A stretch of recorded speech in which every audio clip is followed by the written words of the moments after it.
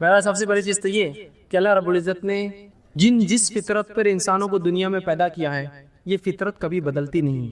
جنت میں بھی یہی فطرت ہوں گی جو فطرت ہماری آج ہے. مثال آپ صلی اللہ علیہ وسلم فرماتے ہیں اللہ رب العزت ایک مومن بندے کو سب کچھ دے دے گا جنت، سب کچھ، فطرت نہیں بدلتی. لیکن تو وہ کہیں گے اللہ میرے کو کھیتی باڑی کرنا ہے، اللہ کہیں گے سب کچھ دے دیا نا میرے کو پھر بھی کرنا ہے، اللہ کہیں جاؤ کرو، پھر فطرت نہیں بدلیں گی، وہاں کرنا ہے کھیتی باڑی کرنا ہے، اس لیے کہ انسان کی فطرت میں آتا ہے کھیتی باڑی کرنا، کام کاج کرنا. اللہ کہیں گے پھر سب کچھ تو دیا میں نے تجھے، کیا چاہیے؟ بولیں گے پھر بھی میرے کو کرنا ہے کھیتی، اللہ جاؤ کرو کھیتی، کوئی مسئلہ نہیں. مطلب بولنے کا مقصد ہی فطرت نہیں بدل رہی، ہاں کام کاج ہے تو وہاں بھی کریں گا، حالانکہ اس کو ضرورت نہیں پھر بھی کریں گا. وہ سمجھ رہا تھا؟ اللہ بھی بولے گا ٹھیک کوئی بات نہیں کرو تو کوئی مسئلہ نہیں. اسی طرح جس فطرت میں انسان یہاں پیدا وہی فطرت وہاں بھی رہیں گی. تو دنیا کے اندر ایک مرد ایک سے زیادہ سے نکاح کر سکتا ہے، ایک عورت نہیں. یہ فطرت وہاں بھی جائیں گی کہ جنت میں بھی ایک مرد ایک سے زیادہ بیویاں یا اس کو حوریں ہوں گی. عورت کے لیے اس کا شوہر ہی ہوگا، اس کے لیے کوئی دوسرا نہیں ملے گا. اب وہ عورتیں جن کو دنیا میں شوہر نہیں تھا یا کافر شوہر تھا یا مشرک شوہر تھا جو جہنم میں ہمیشہ چلیں گا، تو ان عورتوں کا نکاح مومن مردوں سے کر دیا جائے گا. مور دین ون، ایک مومن سے ایک دو تین ایسے نکاح ہو جائیں گے، لیکن فطرت نہیں بدلیں گی. فطرت وہی ہے. عورت جو کہ دنیا میں ایک سے زیادہ مرد سے نکاح نہیں کر سکتی، جنت میں بھی ایک مرد کی ایک سے زیادہ بیویاں ہو سکتی، لیکن ایک بیوی کا ایک سے زیادہ شوہر نہیں ہوگا. تو وہاں وہ عورتیں جن کے شوہر کافر تھے، منافق تھے، جہنم میں ہمیشہ چلے، وہ عورتوں کا نکاح اللہ کر دیں گا مومن مردوں سے. اور مومنوں کو 4 کے لمٹ کراس ہو جائیں گے، لیکن وہاں 4 کا لمٹ نہیں رہیں گی. اب بیویوں کا میں نہیں جانتا ہوں، لیکن ہورے ان کو حدیث میں 72 بھی آتا ہے، کسی میں 70 بھی آتا ہے، لفظ اتنی بھی ملیں گی. تو وہاں لمٹ تھوڑی سی انکریز ہو جائیں گی ان کو، لیکن یقیناً تمام جسمانی نقص اور خرابیاں نکل جائیں گی. وہاں 100% پرفیکٹ ہیومن بینگ ہوں گے ہم. تو لہٰذا عورتوں کو شوہر ملیں گے جنت میں، اور مردوں کو بیویوں کے ساتھ حوریں بھی ملیں گے ان کے اعمال کے ساتھ. تو یہ ہونے والا ہے وہاں جنت کے اندر کہ عورتوں کو مرد ملیں گے، شوہر ملیں گے، اور ہر عورت کا ایک ہی شوہر دنیا میں تو وہاں ہوگا، لیکن مردوں کو بیویوں کے ساتھ ساتھ حوریں بھی ملیں گے. اس لیے کہ اللہ رب العزت نے جس فطرت پہ دنیا میں بنایا وہ فطرت وہاں بھی قائم ہوگی. کیا فائدہ یار دعا کر کے اپنی قبول نہیں ہوتی تو کر کے کیا فائدہ؟ یہ سب سے خطرناک مرحلہ یاد رکھیے. اس میں انسان پھر جو ہے اس دائرے سے نکل جاتا ہے، اور اکثر لوگ اس چکر میں جا کے شرک اور کفر تک پہنچ جاتے ہیں. کیسے؟ انشاءاللہ آگے میں رکھوں گا. جبکہ اللہ رب العزت نے اپنی کتاب میں اعلان کیا کہ تم دعا کرو، میں تمہاری دعاؤں کو قبول کروں گا. جس طرح میں نے ایک آیت آپ کے سامنے خطبے میں دو آیتیں تلاوت کی. ایک آیت سورہ غافر سورہ نمبر 40، اس کی آیت نمبر 60 میں نے تلاوت کی. اس میں اللہ فرماتا ہے، کہتا ہے وَقَالَ رَبُّكُمُ ادْعُونِي أَسْتَجِبْ لَكُمْ، کہ تمہارا رب تم سے کہتا ہے، اللہ رب العزت کہتا ہے کہ تم اس سے دعا کرو، استجب لکم، میں تمہاری دعاؤں کو سنوں گا. کون کہہ رہا ہے؟ یہ اللہ کہہ رہا ہے تم دعائیں کرو اے مسلمانوں، میں تمہاری دعاؤں کو سنوں گا. استجب لکم ان الذین یستکبرون عن عبادتی، اور جو میری دعائیں نہیں کرتے، مجھ سے دعائیں نہیں مانگتے اور تکبر کی بنیاد پر نہیں مانگتے. جو اللہ فرماتا ہے یستکبرون عن عبادتی، جو دعاؤں کو نہیں کرتا تکبر کی بنیاد پہ، اور دعا عبادت ہے چونکہ یہاں لفظ ہے ان عبادتی، جو دعاؤں کی شکل میں میری عبادت نہیں کرتا تکبر کی بنیاد میں، سیدخلون جہنم داخرین، ایسے شخص کو میں جہنم کے اندر ڈال دوں گا. سمجھ رہے ہیں بات کو؟ کہ جو دعا نہیں کریں گے، تکبر کریں گے، دعا ایک عبادت ہے، تو اللہ فرما رہا ہے ایسے لوگوں کو اٹھا کر میں کہاں ڈال دوں گا؟ سیدخلون جہنم داخرین، ایسے لوگوں کو میں جہنم میں ڈال دوں گا. تو وہ اللہ دعا سنتا ہے، نہ کرنے والوں کو جہنم میں ڈالیں گا، تو کرنے والوں کی پھر ضروری اس کے لیے لازم ہے کہ وہ جواب دے. پھر اس کے نفس پہ لازم ہے، جب وہ کہہ رہا ہے مجھ سے کرو، نہ کرو گے تو جہنم میں ڈالوں گا، تو گویا تم کرو میں قبول کروں گا. یہ اس کا معنی ہے. دوسری آیت جو میں نے تلاوت کی سورہ بقرہ سورہ نمبر 2 آیت میں 186 تھی، اس میں اللہ نے فرمایا وَإِذَا سَأَلَكَ عِبَادِي عَنِّي فَإِنِّي قَرِيبٌ، کہ میرے بندے اے نبی تم سے سوال کرتے ہیں صلی اللہ علیہ وسلم، کہ میرے بندے سوال کرتے سَأَلَكَ عِبَادِي عَنِّي، میرے بارے میں، فَإِنِّي قَرِيبٌ. اگر قرآن کا آپ اگر طرز دیکھیں، قرآن کا جواب دینے کا اگر انداز اور اسلوب دیکھیں، قرآن میں جب بھی رسول اکرم صلی اللہ علیہ وسلم سے سوال ہوا تو اللہ نے فرمایا وہ تم سے پوچھتے ہیں فلا کہہ دو قل، وہ تم سے پوچھتے ہیں چاند کے بارے میں، کہہ دو قل کے لفظ آتے ہیں. سبحان اللہ. اس آیت پہ غور کیجئے، اللہ نے فرمایا وَإِذَا سَأَلَكَ عِبَادِي، میرے بندے میرے بارے میں پوچھتے ہیں، فَإِنِّي قَرِيب، کہہ دو بھی نہیں کہا، رسول کو نکال دیا بیچ میں سے، فَإِنِّي قَرِيب، کہہ دو ان سے کہ میں قریب ہوں، نہیں کہا فَإِنِّي قَرِيب، میں قریب ہوں ان سے. مطلب گویا جملے اور الفاظ کے اعتبار سے اس کے اندر قالا کا لفظ بھی نہیں ہے کہ نبی تم کہہ دو قل ان سے، یا قال یہ تم ان سے کہہ دو کہ میں قریب ہوں. رسول اکرم صلی اللہ علیہ وسلم کو بھی وہاں سے نکال کر انی قریب سیدھا جواب دیا گیا. حالانکہ سورہ بقرہ اٹھائیے، سوالات کا ایک سلسلہ سورہ بقرہ میں، ہر سوال کے بعد آتا ہے کہ آپ سے سوال کرتے ہیں، قل ان سے جواب کہہ دو، قل ان سے کہہ دو، قل ان سے کہہ دو، کہ اس کا معنی یہ۔ یہاں جب سوال ہوا کہ میرے بندے پوچھتے میرے بارے میں، تو رسول اللہ صلی اللہ علیہ وسلم کو قل بھی نکال دیا، فانی قریب، سیدھا اتنا قریب ہوں کہ مجھے یہ بھی کہنے کی ضرورت نہیں ہے نبی آپ کہہ دو میں قریب ہوں۔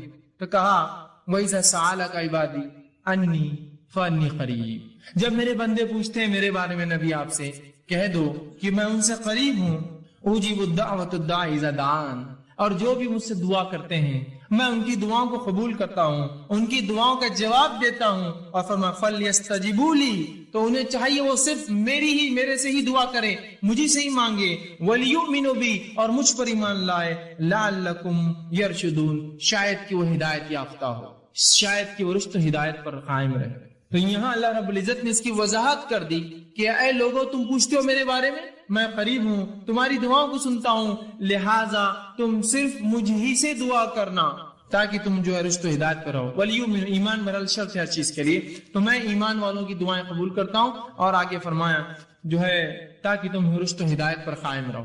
تو یہاں اس آیت نے وضاحت کر دی۔ اسی طرح رسول اللہ صلی اللہ علیہ وسلم نے فرمایا اور کہا، جامع ترمذی کی روایت آپ نے فرمایا، ان الدعاء هو العبادہ، دعا عبادت ہے، عبادت ہے دعا، یاد رکھیں۔ اسی طرح فرمایا جامع ترمذی کی یہ بھی روایت ہے، الدعاء مخ العبادہ، دعا عبادت کا مغز ہے، یہ عبادت کا مغز ہے، نماز دعا، حج دعا، یہ مغز ہے، دیکھیے ہر کسی چیز کے بعد دعا ہے نا، حج کے ارکان کر رہے دعا کر رہے، اس میں مغز ہے نا اس کا، تو دعا عبادت کا مغز ہے، یہ اتنی اہم چیز ہے، اس کو امت جو ہے غور کرے اور اس چیز کو سمجھے۔ اسی طرح اب جب میں نے یہ کہا اللہ کہتا ہے دعائیں کرو اور اللہ دعائیں قبول کرتا ہے، تو اللہ رب العزت دعاؤں کو کیسے قبول کرتا ہے، اس کا کیا طریقہ ہے؟ آئیے اس سے پہلے ایک حدیث دیکھتے ہیں جو دعاؤں کی قبولیت کے تعلق سے کہ اس کی مختصر صورتیں کیا ہوتی ہیں۔ جب میں نے کہا اللہ دعائیں قبول کرتا ہے تو اللہ دعاؤں کو کیسے قبول کرتا ہے، اس کا طریقہ کیا ہے؟ کیا جو میں مانگوں وہ کر دیتا ہے؟ طریقہ کیا؟ آئیے سنیے۔ نبی اکرم صلی اللہ علیہ وسلم فرماتے ہیں، مسند احمد کی روایت ہے، ابو سعید خدری رضی اللہ عنہ حدیث کے راوی فرماتے ہیں، آپ صلی اللہ علیہ وسلم فرمایا کہا، مسلمان دعا کرتا ہے جس میں گناہ اور خطا رحمی کی اگر بات نہ ہو، ایک مسلمان اللہ سے دعا کرتا ہے جس میں گناہ کی بات نہ ہو، اے اللہ مجھے زنا آسان کر دے یا مجھے فلاں نہیں، گناہ کی بات نہ ہو، اور قطع رحمی رشتے توڑنے کی بات نہ ہو کہ اللہ میرا رشتہ ان سے توڑ دے میں ان سے فلاں کرتا ہوں، جس میں گناہ کی بات نہ ہو، رشتے توڑنی قطع رحمی کی بات نہ ہو، تو آپ صلی اللہ علیہ وسلم فرماتے ہیں اللہ 3 میں سے ایک ضرور عطا کرتا ہے۔ جب بندہ اللہ سے دعا کرتا ہے جو گناہ کی نہ ہو، پہلا شرط، دوسرا قطع رحمی رشتے توڑنے کی نہ ہو، تو اللہ 3 میں سے کوئی ایک کام اس کے ساتھ کرتا ہے۔ غور سے سنیے تاکہ وضاحت ہو جائے کہ اللہ دعائیں بولتے ہیں نا اسے تو قبول نہیں کرتا ہے، تو کیا کرتا ہے؟ سنیے، 3 میں سے کوئی ایک کام۔ پہلا، دعا کے مطابق خواہش پوری کر دیتا ہے، اے اللہ مجھے فلاں گاڑی چاہیے، گاڑی مل گئی، دعا کے مطابق خواہش پوری کر دی۔ اے اللہ مجھے فلاں گھر چاہیے، گھر مل گیا، دعا کے مطابق خواہش پوری کر دی۔ اے اللہ مجھے فلاں جو خاتون سے نکاح کرنا ہے، دعا کے مطابق آپ کو کر دیا، وہ چیز آپ کو عطا کر دی۔ اے اللہ میرے والدین کو صحت عطا فرما، دعا کے مطابق صحت عطا ہو گئی، تو جو مانگتا ہے مل جاتا ہے، پہلی شکل۔ دوسری صورت دعا قبول ہونے کی، سنیے آپ فرماتے ہیں دعا کو آخرت کے لیے اٹھا کے ذخیرہ بنا دیتا ہے، دعا کو اللہ لے لیتا ہے اور اٹھا کر آخرت میں ذخیرہ بنا دیتا ہے، اینڈ ٹائمز کا سٹاک، مرنے کے بعد کی زندگی کے لیے ایک سٹاک بنا کے رکھ دیتا ہے، آخرت کا ذخیرہ بنا دیتا ہے۔ اور تیسرا فرماتے ہیں دعا کے برابر مصیبت کو ٹال دیتا ہے، دعا کے برابر آپ نے دعا مانگی اللہ مجھے گاڑی دے، اب بولیں گاڑی نہیں ملی مجھے، دعا کے برابر مصیبت ٹال دی، ہو سکتا ہے گاڑی لیتے آپ ایکسیڈنٹ ہو کے مر جائے، دعا کے برابر مصیبت ٹال دی، گاڑی نہیں دلائی آپ، دعا کے برابر مصیبت ٹال دی، تو آپ کی دعائیں اللہ نہیں قبول کر کے در حقیقت قبول کر رہا ہے، وہ اس کا بدلہ دے رہا ہے آپ کو۔ مطلب مجھے لگ رہا ہے کہ یہ چیز میرے لیے اچھی ہے، پتا چلا اس میں تو میرے لیے شر تھا، اللہ نے بچا لیا، بعد میں الحمدللہ میں بچ گیا ورنہ وہ چیز لے کے پھنس جاتا ہوں، سمجھیا؟ تو نہیں قبول کر کے قبول کرتا ہے آپ کی دعا وہ۔ 3 شکلیں، پہلی ہو بہو جو مانگا عطا ہوا، دوسری شکل آخرت کے لیے توشہ ذخیرہ بنا کے اعمال میں رکھ دیا، تیسری شخص دعا کے برابر مصیبت ٹال دی جاتی ہے۔ صحابہ نے کہا اللہ کے رسول تب تو ہم کثرت سے دعائیں کریں گے، مطلب دعا میں نقصان کچھ ہے نہیں صرف فائدہ ہے، تب تو ہم کثرت سے دعائیں کریں گے۔ تو آپ صلی اللہ علیہ وسلم فرمایا اللہ کے پاس بہت خیر ہے، تم جتنی چاہو کرو، اس کے خزانے بہت زیادہ ہے، کم نہیں ہونے والے، کرتے رہ جاؤ۔ اور ایک دوسری روایت میں آپ نے فرمایا ایک بندہ اللہ کے پاس جائے گا، اس کا حساب کتاب ہوگا، وہ کہیں گے اللہ میں نے یہ اور یہ عمل تو کبھی زندگی میں نہیں کیے تھے، مطلب کچھ ایسے عمل اس کے نام عمل میں ہوں گے جو اس نے کیے نہ ہوں. وہ کہیں گے اللہ یہ کیا ہے؟ تو اللہ کہیں گا یہ وہ تیری دعائیں تھی جو میں نے قبول نہیں کی تھی جب تو نے مانگی تھی دنیا میں. تو وہ بندہ کہیں گا کاش کہ میری اللہ کوئی دعا قبول نہ کرتا، اس لیے کہ اتنا اجر ملے گا نہیں قبول ہونے والی دعاؤں کا جس کو امتحان ہے. تو وہ کہیں گا کاش ہے اللہ تو میری ایک بھی دعا قبول نہ کرتا دنیا میں، آج اس کا اجر ملتا. تو کیا ہوتا اس اجر بڑھنے سے، نام اعمال نے وزن نیکیوں کا بڑھنے سے اس کے مقامات بلند ہوتے تھے جنت. تو کہیں کاش ایک بھی دعا اللہ دنیا میں قبول نہ کیا ہوتا تو نے میری. تو 3 میں سے ایک ملتا ہے، یاد رکھیے. اب کوئی دعائیں نہ چھوڑے، اللہ سے ناراض نہ ہو، اللہ سے رسوائی کا اظہار نہ کرے اللہ میری نہیں سنتا ہے، وہ سن رہا ہے آپ کی، آپ کو 3 میں سے ایک دے رہا ہے. دعا کے بدلے دعا جو مانگا وہ دے رہا ہے، یا اس کے بدلے آخرت کے لیے اٹھا کے رکھ رہا ہے، یا اس کے بدلے آپ کو اور مجھے اس کے برابر مصیبت کو ٹال دے رہا ہے، مصیبت کو ٹال دے رہا ہے. اور کیوں نہ ہو، ہم لوگوں کے لیے کچھ چیزیں ایسی ہوتی ہیں ہم ظاہر کو دیکھتے ہیں نا، اللہ جو ہے باطن کا جاننے والا ہے، وہ زیادہ بہتر جانتا کیا اچھا اور کیا نہیں. میں دعائیں مانگ رہا ہوں اور اللہ نے قرآن میں فرمایا سورہ بقرہ میں، انسان کبھی کبھار اپنے لیے دعاؤں کی شکل میں بد دعائیں مانگتا ہے، دعائیں نہیں ہوتی بد دعائیں مانگتا ہے. وہ قسم سے اللہ اس کو نہ قبول کر کے رحم کرتا ہے ہم پر. مجھے علم نہیں کسی چیز کا، میں دعا کروں اللہ یہ چیز ہی مجھے چاہیے. دعا یوں کرنا چاہیے اللہ اس میں خیر ہو تو مجھے دے دے، نہیں یہ چیز ہی مجھے چاہیے. اللہ نے کہا ٹھیک ہے لے لے. آپ نے وہ چیز لی، اس کے بعد اس کا بھاؤ ختم ہو گیا، وہ چیز بیکار ہو گئی، وہ تو ناقص تھی، اس سے فلاں مسائل تھے. آپ کہیں گے میں نے کیا کر دیا، خیر کی نہیں کیا آپ نے، بس اپیل تھی کہ وہی چاہیے، دے دیا اللہ نے، خیر کی نہیں مانگی آپ نے. سمجھ رہے؟ تو کبھی کبھار دعاؤں کی شکل میں بد دعائیں مانگتے اللہ سے، سمجھے؟ تو اللہ سے دعا کرنے کا حکم ہے. اس چیز کو سمجھے دعا کیا ہے، یہ بڑی اہم چیز ہے. اور 3 میں سے کوئی ایک شکل میں انشاءاللہ العزیز ہماری دعائیں قبول ہوتی ہیں، اور آخرت میں اگر اس کا بدلہ ملے تو انسان کہیں گا دنیا میں کاش قبول نہ ہوتی تو بڑا اچھا ہو جاتا، اس لیے آخرت میں بہت کثیر اس کا بدلہ ملے گا. ٹھیک ہے، اسی طرح اب جو میں نے کہا دعائیں قبول ہونے کی 3 صورتیں ہیں، 3 صورتیں ہیں، اس میں سے جو 3 صورتیں ہیں اس میں سے جو ایک صورت اللہ ہو دعا کو قبول کرتا ہے، اس جو سٹیپ جو پہلا قبول جو اللہ ہو کرتا ہے، اس کے پھر 2 طریقے اللہ کے قبول کرنے کے. اللہ ہر دعا قبول کرتا ہے، دعائیں 3 شکل میں قبول ہوتی ہیں، ہو آخرت میں بدلا، اس کے برابر مصیبت ٹالتا ہے. تو جو پہلی شکل اللہ قبول کرتا ہے، اس قبول کرنے کی پھر 2 شکلیں ہیں. اس قبول کرنے کی 2 شکلیں وہ کیا ہے؟ پہلی شکل یہ ہے دعا مانگی تبھی قبول ہو گئی.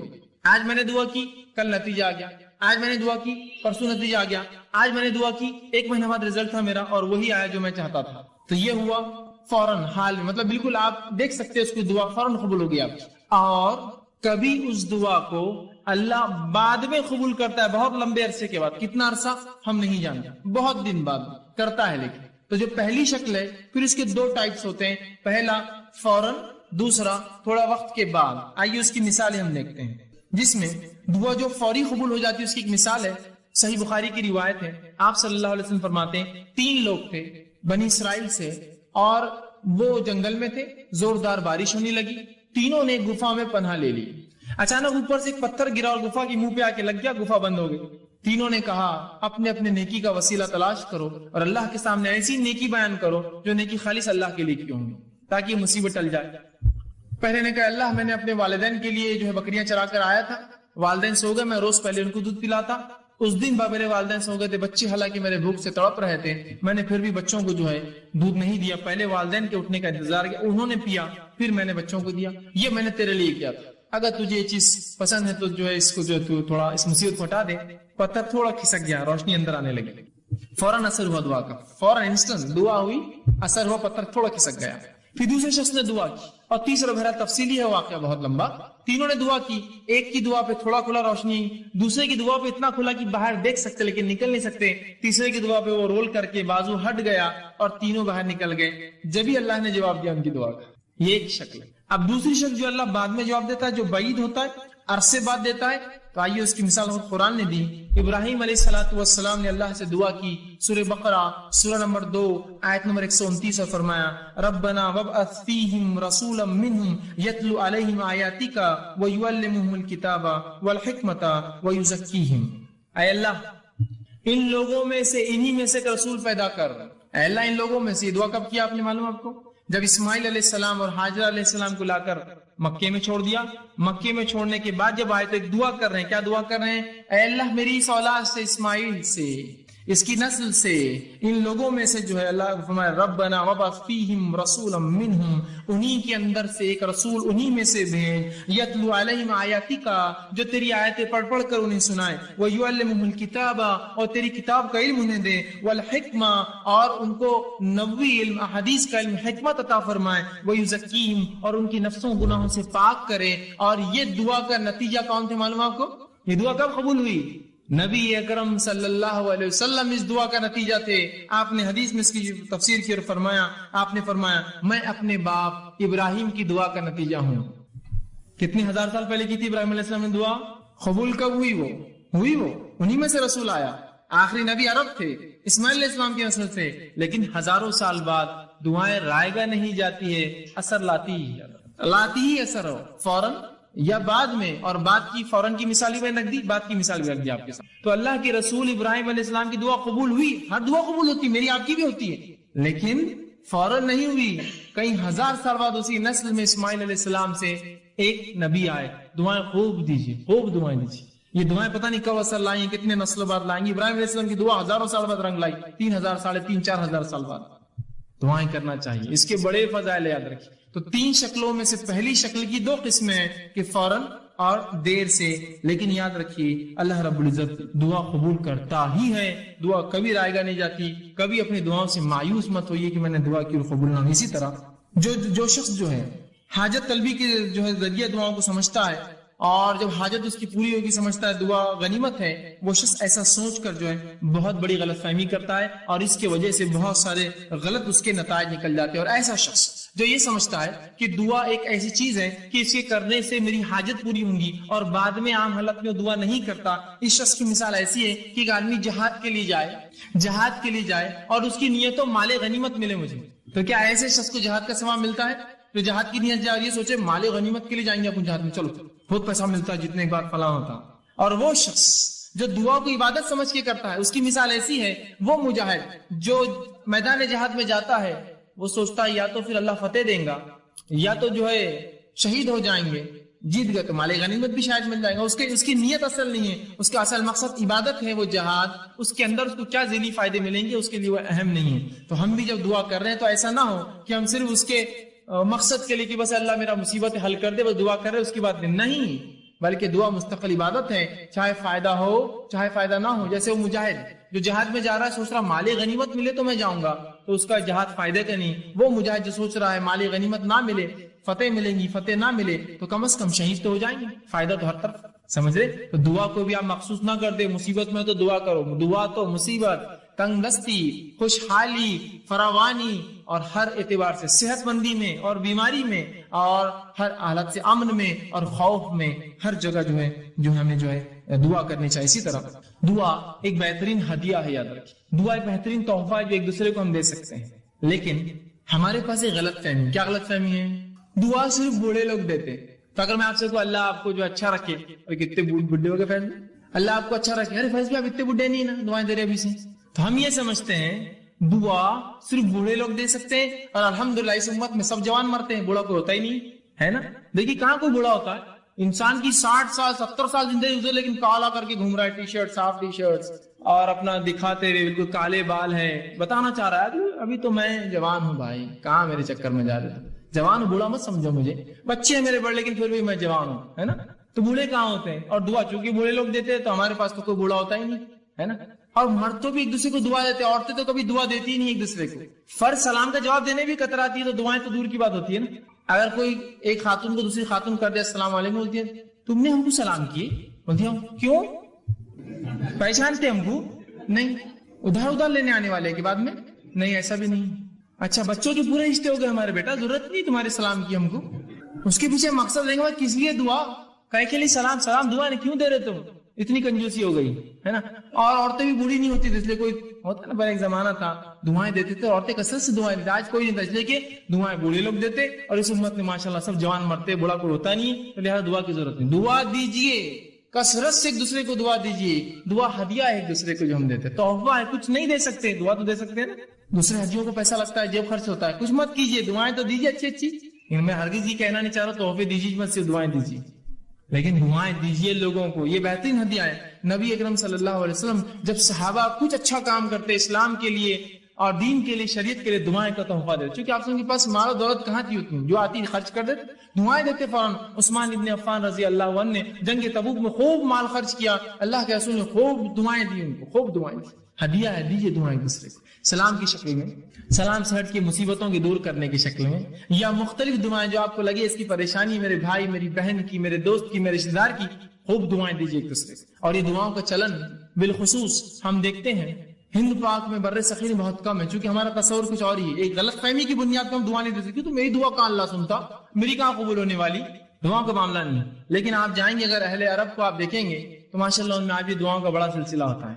کوئی بھی عرب سے آپ ملیے اتنی دعائیں دیں گے آپ کو, کیسے ہے, گھر کی حال کیا ہے, اللہ اچھا رکھے, اللہ برکت دے, اللہ تیرے مال میں برکت دے, بچوں میں برکت دے, خوب چلتی اس کی 5 منٹ دعائیں چلتے رہتی ہیں. پھر جاتے وقت 5 منٹ دعائیں, 2 منٹ کی اصل بات تھی, میں کام سے آیا تھا 5 منٹ دعائیں پہلے, 5 منٹ بعد دعائیں چلتے رہتی ہے اس کی. جانے تھا دعا کرتے رہیں گا اس کو, اللہ اچھا رکھے, فی امان اللہ, دعائیں کرتے رہیں گے. دعاؤں کو رکھیے, اس کو چلن معمول بنا دیجیے, اپنی زبانوں کو تر رکھیے دعاؤں سے ایک دوسرے کے لیے. کچھ نہیں تو کم از کم لفظی تو کنجوسی مت کیجیے, ایک دوسرے کو خالی دعا دینے میں کیا جاتا ہے, دعاؤں کو خوب یاد کیجیے, ایک دوسرے کو خوب دعائیں دیجیے. عربی نہیں آتی ہے ٹھیک, کوئی مسئلہ نہیں, اردو میں بولیے, کوئی عربی میں ہی کرنا شرط نہیں ہے. دعا جو سنت سے ثابت دعائیں اس کو عربی میں ہی کرنا, اس کا اصل ثواب تو تبھی ہے. لیکن نہ یاد ہو تو کم از کم اردو میں تو بول سکتے ہیں نا, اللہ اچھا رکھے, خوش رکھے, برکت دے, یہ تو اتنا تو بول سکتے ہیں نا. نہیں دعا دینے میں بہت شرم آتی, کیوں گالیں دینے میں شرم نہیں آتی تم کو کبھی, صرف دعا میں ہی شرم, تم کو پورے دینی کام میں شرم اور حیا اور سب آتی ہے. نماز پڑھو تو شرم آ رہی, دعا دو تو شرم آ رہی, یہ کرو تو شرم آ رہی, اذان دو تو شرم آ رہی, باقی سب ننگے لڑنگے کاموں میں ہم کو شرم نہیں. کھل کر ڈٹ کر سڑک پہ کھڑ رہے کہ پچکاریاں مار رہا, اس کو شرم نہیں آیا, کیا دعا نہیں ہو شرم آتی, دعا اچھا نہیں دکھتا اتنے بڑے لوگ دعا دینا, یہاں پچکاری مارنے کی شرم نہیں آتی تم کو. تو جہاں شریعت ہے وہاں شرم اور حیا لا لی, اور جہاں شرم و حیا ہونا تھا کہ سڑک پہ کھڑے کہ شرم کرو, تھوک رہے ہو تم سڑک پہ, ویسے سڑک پہ تھوکنا بھی درست نہیں, بیچ میں بازو جانا چاہیے, اور اس پر ایک گندی چیز کھا کے تھوکتے ہو جس سے دھبے لگتے ہیں عمارتوں پر, زمین خراب ہوتی ہے. اب میں ہمیشہ کہتا ہوں امت ہوتا ہے نا, امت مسلمہ کی اگر نوجوان کچھ جمع ہو جائے, کچھ افراد جمع ہو جائے اور جب وہاں سے چلے جائے تو آپ پہچان سکتے ہیں یہ مسلمان نوجوان جمع ہوئے ہوں گے وہ پچکاریوں کے دھبوں سے. جانور کا ریوڑا اگر رات میں کہیں رکے اور نکل جائے تو اس کی غلاظت سے پہچانتے نا, یہاں جانور رات میں رکے تھے, تو ایسا آپ پہچان لیا مسلمان برابر آئے تھے, برابر دکھ رہا ہے, پوری میری دیوار خراب ہوگی, گاڑیوں پہ پچکاریاں پڑی ہوئی ہے, فلاں چیز بھی انہوں نے خراب کر دی, اندازہ لگائی. تو شرم کیجیے برے چیزوں میں, اچھی چیزوں میں آگے بڑھیے, پہل کیجیے دعائیں دینے میں. تو دعائیں کوئی بوڑھے اور جوان کا مسئلہ نہیں, مرد اور عورت کا مسئلہ نہیں, دن اور رات کا مسئلہ نہیں, عرب اور عجم کا مسئلہ نہیں ہے, عربی اور غیر عربی کا مسئلہ نہیں ہے. خوب دعائیں دیجیے ایک دوسرے کو, دعائیں تحفہ ہے, ہدیہ ہے ایک دوسرے کو. ٹھیک اسی طرح دعا مومن کا زبردست ہتھیار ہے, جو آج کا میرا عنوان تھا, دعا مومن کا ہتھیار. دعا مومن کا ایک اسپرچول ویپن ہے, یہ ایک ایسا ہتھیار ہے کہ جب پوری دنیا آپ کا ساتھ چھوڑ دیتی ہے, یہ ہتھیار آپ نکالتے ہیں. یہ چیز آپ کے پاس ہمیشہ لگی ہوئی, ایک زبردست ہتھیار, یہ مومن کا ہتھیار ہے. ہر مصیبت, ہر پریشانی اور ہر وقت جب دنیا آپ کی پوری میں مکمل خلاف کھڑی ہو جائے, یہ ہتھیار آپ نکالیے, یہ ویپن آپ نکالیے اپنا, جو آپ کی مدد کریں گا. اللہ رب العزت نے اس تعلق سے سورہ نحل سورہ نمبر سورہ نمل سورہ نمبر 27 آیت نمبر 62 میں فرما اور کہا, امن یجیب المضطر اذا دعاؤ ویکشف السوء وَيَجْعَلُكُمْ خُلَفَاءَ الْأَرْضِ وَآلِهُمْ. پھر آگے اللہ فرماتا ہے خلفاء الْأَرْضِ, اور فرمایا بھلا کون ہے جو بے قرار کی دعا قبول کرتا ہے جب وہ اسے پکارتا ہے. کیا فرمایا اللہ نے, بھلا وہ کون ہے جو بے قرار کی دعائیں, جب انسان پریشان, تنگ دست, مصیبت زدہ ہوتا ہے تو کون ہے اس بے قرار انسان کی دعائیں سنتا ہے. تو دعا میرا اور آپ کا ہتھیار ہے, اور ایک ایسا زبردست ہتھیار کہ جو آپ ہر وقت استعمال کر سکتے, اور مصیبت میں یہ ہتھیار تو بالکل آپ کا سب سے بالکل آخری ساتھی اس کو کہتے ہیں, آپ کے ساتھ ہوتا ہے. اور اللہ ہر کسی کی دعائیں سنتا ہے, جس کے تعلق سے اگر آپ واقعہ دیکھیں تو اللہ رب العزت نے یونس علیہ السلام کا واقعہ آتا ہے کہ یونس علیہ السلام سے ایک قطع یہ ہوئی کہ آپ نے جب اللہ نے اس بستی پر عذاب لانے کا سوچا تو آپ نے سوچا دعوت پہنچا کے کیا فائدہ, نکل جاتا ہوں بستی سے. نکل کر چلے گئے, جب کشتی میں سوار ہو کے شہر سے جا رہے تھے, ہوا یوں کہ لوگوں نے کہا کہ ایک طوفان آ رہا ہے اور طوفان سے بچنے کے لیے کشتی کو ہلکا کرنا پڑے گا, خرہ ڈالیں گے, لوٹ ڈالیں گے, جس کا نام آیا اس کو کشتی سے باہر پھینک دیا جائے گا. خرہ ڈالا گیا, یونس علیہ السلام کا نام نکلا. یونس علیہ السلام کا نام نکلا, لوگوں نے اٹھا کشتی سے پھینک دیا. جو ہی آپ کشتی سے گرے ایک بڑی مچھلی نکل کر آئی اور یونس علیہ السلام کو نگل لیا.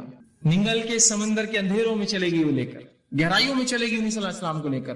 آپ تنہا ہے, مچھلی کے پیٹ میں ہے، مذاق نہیں یاد رکھیے، تنہا ہے، مچھلی کے پیٹ میں ہے، بڑی مچھلی ہوں گی بہت بڑی، اور مچھلیاں بہت بڑی ہوتی ہیں، مچھلی کے پیٹ میں ہے، کوئی سننے والا نہیں ہو، کوئی دیکھنے والا نہیں۔ اس اندھیرے سے یونس نے آواز دی اپنے رب کو، اور کہا اللہ پر رب العزت نے اس بات کو اپنی کتاب میں سورہ انبیاء سورہ نمبر 21 آیت میں 87 اور 88 فرما کہا فنادى في ظلمات ان لا الہ الا انت سبحانک انی کنت من الظالمین۔ یونس نے اس اندھیرے سے اپنے رب کو آواز دی ظلمات سے کہ لا الہ الا انت سبحانک، اے اللہ تیرے علاوہ کوئی ذات نہیں ہے، عبادت کے لائق تیرے علاوہ کوئی الہ نہیں، انی کنت من الظالمین، میں گناہگار تھا۔ تو اللہ رب العزت نے یونس کی اس ظلمات سے آواز کو سنا اور نکال دیا یونس کو ظلمات سے باہر۔ تو اللہ رب العزت سب کی سنتا ہے، مانگنا تو آئے۔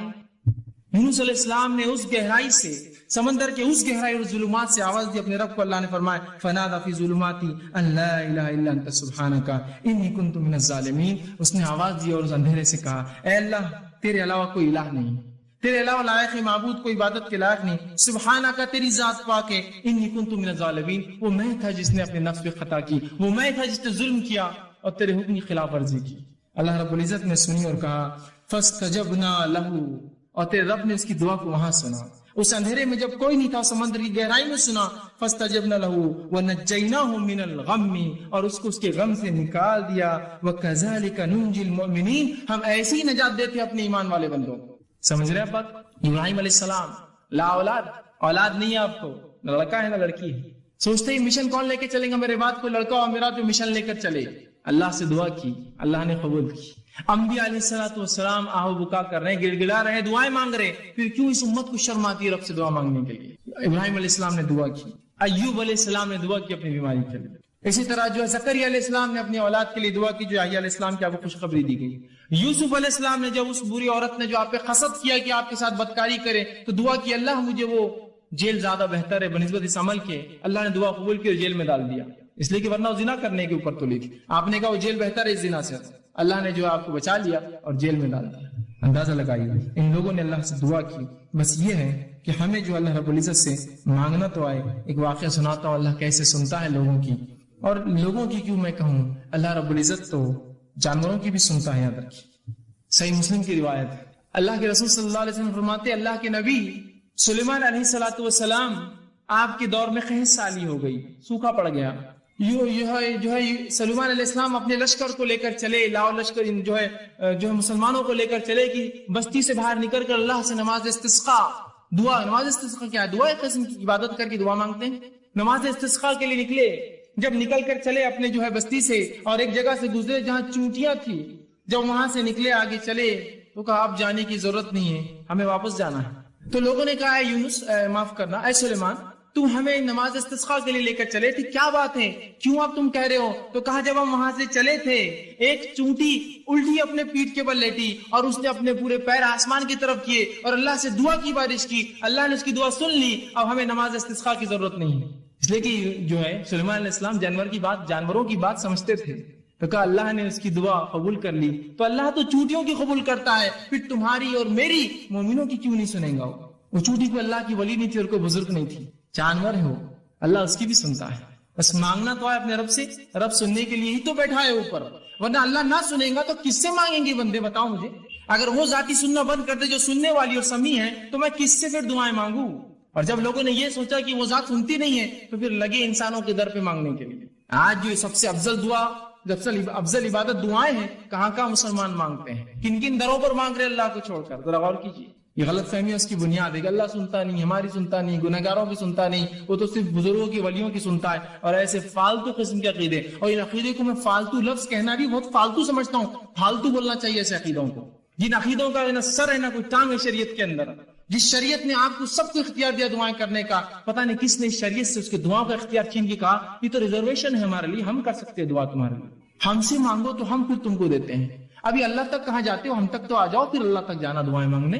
اس قسم کی باتیں کہہ کر مجھے اور آپ کو ایک افضل عبادت سے آج کاٹ کر رکھ دیا۔ اسی طرح جو ہے دعا کے بارے میں جو غلط فہمی ایک بہت بڑی وہ یہ ہے، لوگوں میں جو پائی جاتی ہے وہ یہ ہے اللہ صرف نیکوکاروں کی سنتا ہے، گناہگاروں کی نہیں سنتا ہے۔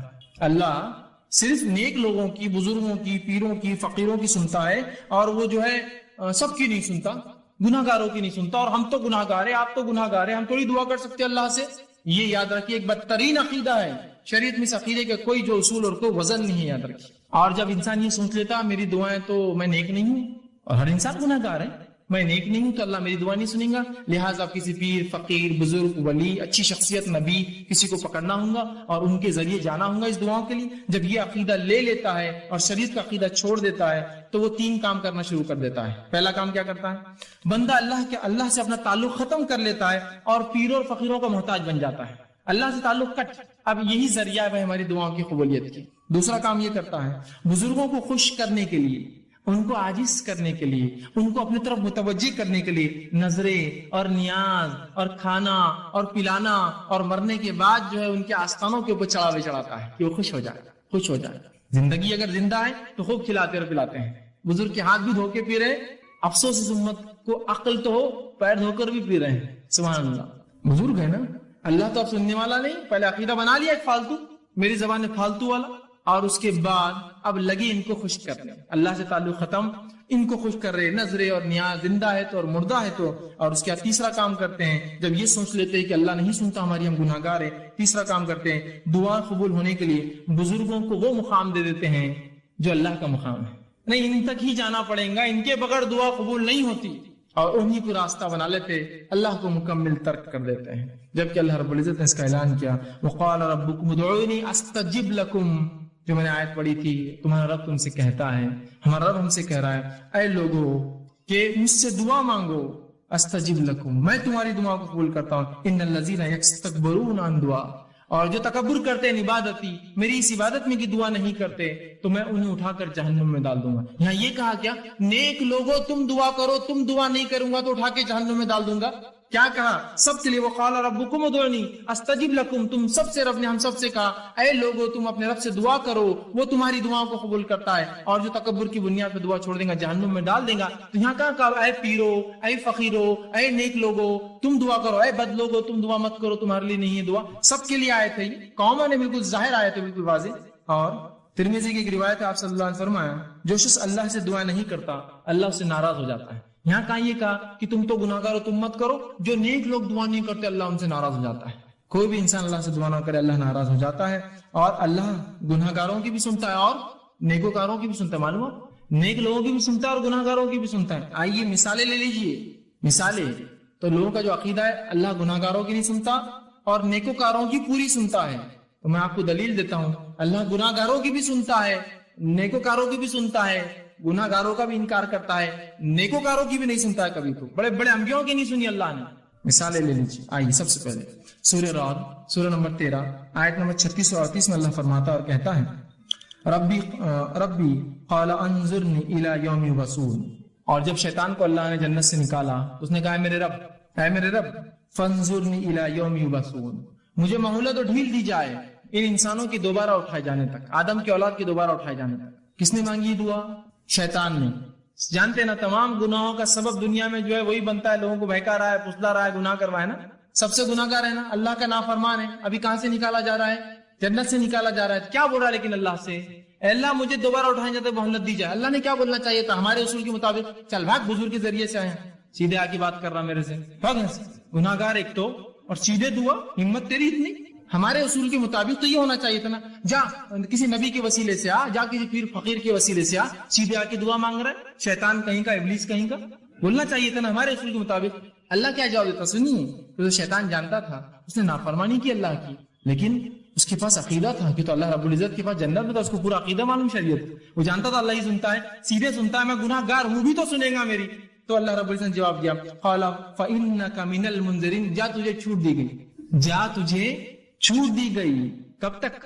انسانوں کے دوبارہ اٹھائے جانے تک۔ جا، یہ نہیں کہا کہ جا کر پیر فقیر کے وسیلے سے آ، آدم کے وسیلے سے آ، محمد صلی اللہ علیہ وسیلے سے آ، فلاں سے آ، نہیں، سیدھا کہا جا تجھے ڈھیل دی گئی، برا ہے، گناہ گار ہے، اللہ سیدھی سن رہا ہے اس کی۔ آئیے اب وہ واقعی سنیے جو اللہ نیکوکاروں کی بھی نہیں سنتا، جو وہ لوگ کہتے ہیں نہیں پیر فقیر کے اللہ کبھی ٹالتا ہی نہیں، پیر فقیر تو چھوڑ دیجئے، یہاں انبیاءوں کی نہیں سننا ہے اللہ نے۔ آئیے سنیے واقعہ، اللہ رب العزت سورہ ہود سورہ نمبر 11 آیت نمبر 45-46 میں اللہ نے فرمایا، اور نوح علیہ السلام سے کہا، نوح میں تیری آل کو اس طوفان سے بچا لوں گا، جب طوفان آیا ان کا بیٹا جو جا کر دور چلا گیا، نوح علیہ السلام نے کہا بیٹا کشتی میں سوار ہو جا، آج کوئی بچنے والے نے کہا اے والد میں بہت اونچے مقام پر چلا جاؤں گا، اور یہ بات اور مکالمہ چل ہی رہا تھا، ایک زوردار لہر آئی اور وہ بیٹا بہہ کر چلے گا پانی میں۔ نوح علیہ السلام کو اللہ نے کیا کہا تھا، اے نوح جو ہے میں تیرے گھر والوں کی حفاظت کروں گا، اور یہاں بیٹا ڈوب گیا، بیٹا گھر سے ہوتا ہے نا کسی کی، اس کے گھر والا تھا، تو نوح علیہ السلام نے اللہ سے گزارش کی اور دعا کی اور فرمایا انی اعوذک ان تکون من الجاہلین، جب دعا کی اور کہا اللہ جو ہے میرے بیٹا تو میرے گھر والوں میں سے تھا، تو اللہ نے جواب دیا انی اعوذک ان تکون من الجاہلین، اے نوح میں تجھے نصیحت کرتا ہوں جاہل لوگوں کی جیسی باتیں نہ کرنا، اس لیے کہ تیرا بیٹا ایمان نہیں لایا لہذا تجھ سے نہیں ہے، وہ ایمان نہیں لایا تھا۔ تو یہاں کس کی دعا اللہ نے رد کی، اے نوح جاہلوں میں سے مت ہو جانا، نصیحت کرتا ہوں تجھے آئندہ ایسی بات میرے سامنے نہیں کرنا۔ اور نوح نے اس کے بعد اللہ سے توبہ کی، اللہ کہا میں گناہگار، میں توبہ کرتا ہوں تجھ سے، میں نے غلط دعا کی تھی۔ کس کی دعا رد کی، یہ اللہ کے پہلے رسول ہے نوح علیہ السلام، رد کر دیا۔ آئیے دوسرا واقعہ، صحیح بخاری کی روایت، ابراہیم علیہ السلام نے اللہ سے دعا کی اللہ میرے والد کو جو کہ کفر پر مرے تھے، اے اللہ ان کو جنت عطا کرنا، جہنم میں۔ اللہ ان کی دعا مانی نہیں، سنی ان کی دعا، اور روز قیامت حدیث میں آتا ہے ان کے والد کو ان کے سامنے اٹھا کر جہنم میں ڈال دیا جائے گا۔ کہاں سنی، اتنے بڑے نبی، ابو الانبیاء، نبیوں کے باپ کہلاتے ہیں آپ، ابو الانبیاء بات ترک کر دیا اللہ نے۔ آئیے صحیح مسلم کی روایت ہے، آپ صلی اللہ علیہ وسلم، آپ کا مقام تو ہم سب جانتے ہیں، آپ صلی اللہ علیہ وسلم دعا کی، صحیح مسلم، اللہ میری قوم کو، امت مسلموں کو اچانک جو ہے سیلاب کے ذریعے نہ مارنا، پچھلی قوم جیسا مری تھی گناہ کی وجہ سے، اچانک جو ہے قحط سالی سے نہیں مارنا، سوکھے سے نہیں مار دینا، اور آپس میں ان کے جنگیں نہ ہو، اختلافات نہ ہو۔ اللہ رب العزت نے دو قبول کی کہ تیری امت ایک ساتھ قحط سالی میں نہیں مریں گی، غرق ہو کر نہیں مریں گی، لیکن وہ اختلاف ہونا اور جنگ نہ ہونا، یہ دعا میں رد کرتا ہوں۔ کس نے دعا کی تھی، نبی اکرم صلی اللہ علیہ وسلم۔ اللہ نے کیا قبول کیا، رد کر دی دعا۔ تو اس سے پتا چلا اللہ ہر شخص کی دعا سنتا ہے، جس کی چاہتا ہے قبول کرتا ہے، جس کی چاہتا ہے رد کر دیتا ہے، پھر چاہے نیکوکار ہو چاہے گناہگار ہو، یعنی نیکوکار، اس سے بڑے نیکی اور کون کر سکتا ہے۔ نوح علیہ السلام پہلے رسول، ابراہیم علیہ السلام برگزیدہ رسول، اور محمد صلی اللہ علیہ وسلم آخری رسول، تینوں کے واقعات رکھ دیے میں نے، نہیں سنا، انکار کر دیا اللہ نے۔ تو یہ چھوڑ دیجئے کہ اللہ صرف ان کی اور ان کی سنتا، اللہ سب کی سنتا ہے، مانگی تو صحیح اس سے، مانگی تو صحیح اس سے، اور تین طرح سے قبول کرتا ہے، سمجھ لیں نا، اس بات کو یاد رکھیں، ورنہ پھر میں نے تو مانگا قبول نہیں ہوئی، ارے عقل پکڑو، چیزوں کو سمجھو، دنیا کی چیزوں میں تو صبر کرتے ہو بڑا، نہیں صبر کو ابھی فلاں ہو جائیں گا، یہاں معاملہ اللہ کا ہی ہو تو صبر نہیں آتا ہے لوگوں کو، جبکہ وہ ذات دینے کو ہی بیٹھی ہے، یاد رکھیے۔ بہرحال تو ہر شخص کو اپنے لیے اللہ سے خود دعا مانگنا چاہیے، پہلی چیز۔ دوسرا، اللہ قبولیت دعا کے لیے اس کی اپنی مرضی ہوتی ہے کہ اللہ جس کی چاہتا ہے اپنی مرضی، مصلحت اور اپنے اختیار سے جب چاہتا ہے جیسے چاہتا ہے قبول کرتا ہے، اور جب چاہتا ہے جیسے چاہتا ہے رد کر دیتا ہے، اس کی اپنی چوائس ہے۔ اس معاملے میں کوئی پوچھ نہیں سکتا اسے اللہ کیوں، سمجھے اب بات؟ لیکن ہمارا کام ہے دعا کرتے رہنا۔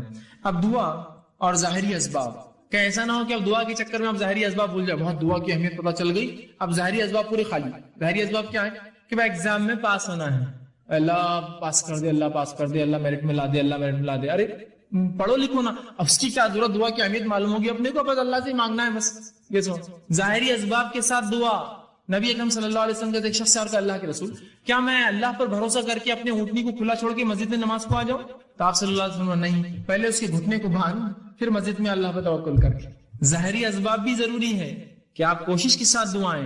نبی اکرم صلی اللہ علیہ وسلم جو ہے آپ صلی اللہ علیہ وسلم کے تعلق سے آتا ہی جامع ترمذی کی روایت جو اونٹنی کا واقعہ میں نے آپ کو سنایا کہ باندھ اور اس کے بعد اللہ پر جو ہے توکل کر۔ اسی طرح آپ صلی اللہ علیہ وسلم جنگ بدر کا مشہور واقعہ ہے، جنگ بدر سے ایک رات پہلے نبی اکرم صلی اللہ علیہ وسلم بدر کے مقام پر پہنچے، اس پہاڑ کے پاس پہنچے، اس سے ادھر مسلمان ایک کنویں تھے وہاں کچھ، اور وہاں کھڑے تھے، اور 319 کی قریب تعداد میں جو مسلمان وہاں جمع تھے۔ اب یہ الگ بات ہے کہ مسلمان 313 مشہور ہے، 319 تھے صحابہ جو جمع ہوئے، 319 صحابہ وہاں جمع تھے، اور جو وہاں جمع تھے اس مقام پر ابوبکر صدیق رضی اللہ عنہ موجود تھے۔ راوی حدیث کہتے ہیں کہ آپ صلی اللہ علیہ وسلم نے بدر کی جب تیاریاں پوری کر لی، جو ظاہری اسباب تھے پورے تیار کر لی، اب اپنا اسپرچل ویپن ہتھیار اٹھایا، دعا، پورے اسباب پوری تیاریاں ہوگی، 319 کھڑے آ کر اپنی جان داؤ پہ لگا کر اس کے بعد اس رات آپ کہتے ہیں آپ صلی اللہ علیہ وسلم سے قبلے جانب منہ کیا، آپ نے قبلے کی طرف رخ کیا. یہ دعاؤں کے آداب ہے، یاد رکھیے، کوئی ضروری نہیں لیکن ادب ہے اس کا. قبلے رخ منہ کیا اور اللہ کے رسول صلی اللہ علیہ وسلم آسمان کی طرف اپنے ہاتھ بہت بلند کیے، حتیٰ کہ آپ کے جو ہے بغل مبارک کی جو ہے سفیدی نظر آ رہی تھی، آپ گورے تھے، اندر سے سفیدی نظر آنے لگی. اور آپ نے جو لباس پہنا ہوا تھا وہ سائڈ سے سلاوا نہیں تھا، ایک چادر تھی جو سر سے ڈالی تھی، اس میں سوراخ کیا ہوا تھا، مطلب اتنا مال دولت نہیں تھی کہ سلا سکے. تو جب آپ نے ہاتھ اوپر کیے تو چادر دونوں طرف سے کھل گئی تھی، تو آپ کا پیٹ اور پیٹھ اور سب حصہ جو ہے جو کھلا تھا، اور بہت سخت سردی کی رات تھی. تو ابوبکر صدیق فرماتے ہیں کہ میں کبھی ایک طرف سے چپک جاتا جا کے جسم کو کہ آپ صلی اللہ علیہ وسلم اتنی گرمی مل جائے کہ میرے جسم سے، پھر کبھی یہ طرف سے آ کے چپک جاتا ہے کہ آپ سے کہیں سردی سے بیمار نہ ہو جائے، کچھ ہو نہ جائے آپ کو، اور کڑاکے کی سردی ہوتی ہے عرب علاقوں میں، یاد رکھیے. تو میں ادھر سے کبھی آتا ادھر سے آتا اور آپ کو پکڑتا، اور آپ سمجھے آسمان کی طرف ہاتھ اونچے کیے تو اللہ سے دعا کرتے، اللہ آج اگر یہ لشکر ہار گیا تو تیرا نام لینے والا دنیا میں اب اس کے بعد موجود کوئی نہیں رہے گا. اور میں یہ کہہ رہا تھا اللہ کے رسول بس اللہ نے آپ کی سن لی ہے، آپ بس کر دے، کہیں آپ کو کچھ ہو نہ جائے اتنی سردی میں. اور رسول اللہ ایسا رات بھر کھڑے رہے دعا، لیکن پہلے تیاری کر کے آئے تھے. یہ نہیں کہ صرف رات بھر مدینے میں کھڑے دعا کرتے اللہ دشمن کو ہلاک کر دے، برباد کر دے، ان کو فلاں کر دے. نکل کر آئے ہیں 319 اپنی جان لگا کر، اب دعا والا ہتھیار اٹھایا. اپنی کوششیں، امتحان ہے، پوری کوششیں کر جائیے، پھر دعا. اپنی پوری کوششوں کے ساتھ اللہ سے دعائیں مانگے. یہ نہیں کہ صرف دعا کے پیچھے لگ گئے اور اسباب پورے ظاہری آپ چھوڑ دیے. دونوں کو ملا کر اور اس کے بعد جو اللہ چاہیں گا، وہ جو پسند کریں گا، اپنی مرضی مشیت اور حکمت کے اعتبار سے قبول کریں، چاہے رد کر دے، اس کی اپنی چوائس ہے، وہ مالک ہے، اختیار ہے مالک کو. اپنی مخلوق کو چاہے تو دے چاہے تو نہ دے. مخلوق کو اختیار نہیں کہ اپنی ناراضگی کا اظہار کرے رب کے سامنے. خاموشی سے اس کے فیصلوں کو سمجھ لے، اس کی حکمتوں کو سمجھ لے. آج ایک چیز کو اپنے لیے بہت اچھا سمجھتے ہیں.